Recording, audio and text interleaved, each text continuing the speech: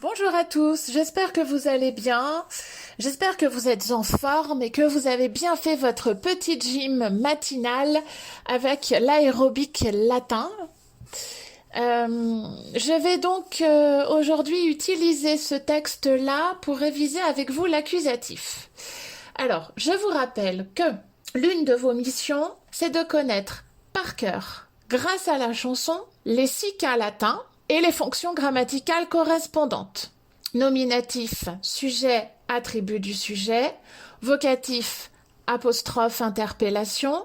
Accusatif, complément d'objet direct. Génitif, complément du nom.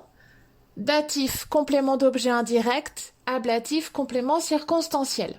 La dernière fois, nous avons revu le nominatif et le génitif. Cette fois-ci, nous allons observer un petit peu plus l'accusatif, toujours dans le but de travailler les cas, les fonctions et les déclinaisons. Alors, vous avez sur ce document du vocabulaire. Les adjectifs. Les adjectifs, il y en avait 2.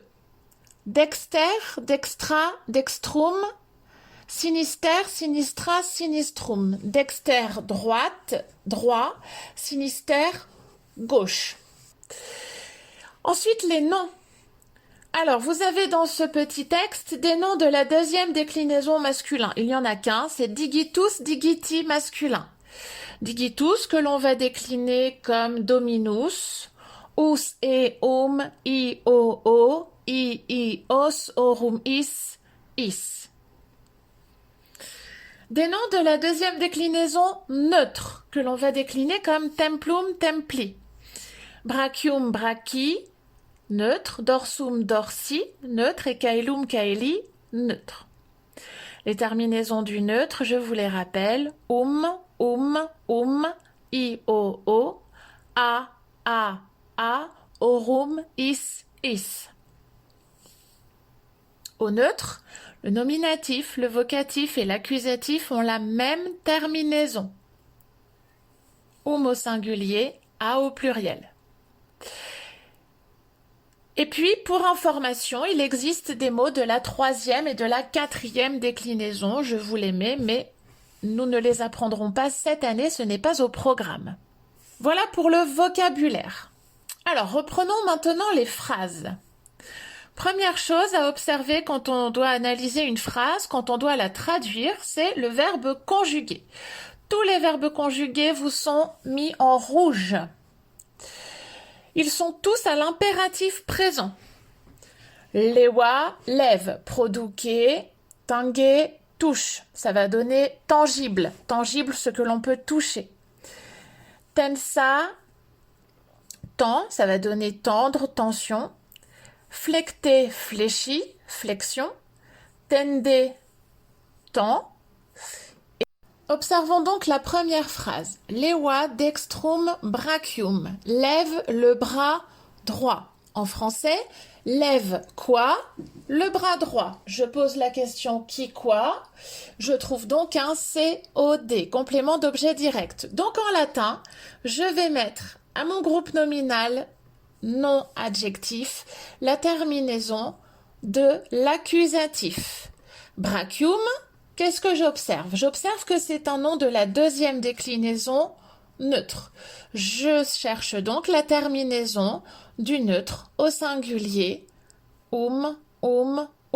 Accusatif Donc dextrum brachium. Deinde sinistrum.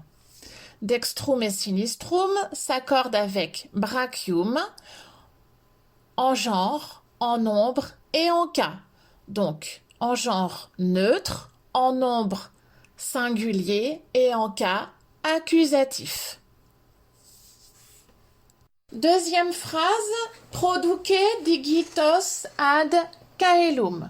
Verbe conjugué, produque. C'est l'idée d'élever, de monter. Conduire en avant, conduire en haut. Donc, monte les doigts vers le ciel. Monte quoi? Les doigts. Sujet, verbe qui quoi, je trouve le COD, donc en latin, je dois mettre la terminaison de l'accusatif.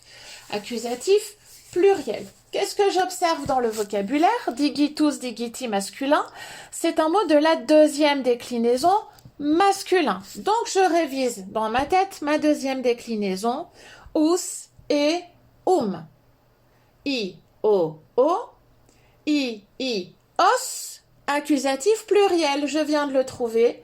Ma terminaison sera donc os. Inclina ad imos caputet dorsum.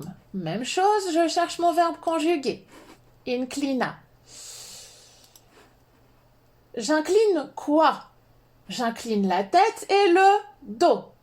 Dorsum. COD, accusatif, singulier. Je regarde mon vocabulaire et je vois que dorsum est un mot de la deuxième déclinaison neutre. Et je sais qu'au neutre, le nominatif, le vocatif et l'accusatif ont la même terminaison. Dorsum. Enfin, flecte, genua, tende, brachia. Brachia, je regarde dans mon vocabulaire, c'est un nom de la deuxième déclinaison neutre. Et là, il est au pluriel. I, o, a. Orum is. Accusatif pluriel, terminaison a. Donc à retenir, il est important de connaître à quelle déclinaison un mot appartient. Pour cela, je regarde le vocabulaire, le lexique, le dictionnaire, qui va systématiquement me présenter les noms avec leur nominatif singulier, leur génitif singulier, ainsi que leur genre. C'est ainsi que je saurai à quelle déclinaison le nom appartient. S'il appartient à la première déclinaison, il se décline comme rossa, rossae féminin. S'il appartient à la deuxième déclinaison masculin, il se décline soit comme dominus, domini masculin, soit comme puer, pueri masculin.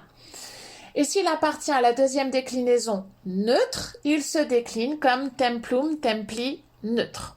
À partir de là, lorsque je travaille sur une phrase, je cherche le verbe conjugué, je cherche le sujet et j'observe les compléments. Et j'observe la terminaison des noms et des adjectifs. Pour terminer, je te donne un petit exercice. Ce sont des phrases à compléter. Tu as la phrase latine, tu as la phrase en français, sa traduction en français. Et donc, tu vas retravailler sur le nominatif, l'accusatif et le génitif. Et en t'aidant de la traduction et de tes déclinaisons, de tes tableaux et bien sûr du vocabulaire qui t'est donné, eh bien tu dois mettre la terminaison des noms. Et ce sera forcément le nominatif, l'accusatif ou le génitif. Rappelle-toi, en latin, il faut se comporter exactement comme un enquêteur. Donc sois un bon enquêteur, cherche les indices et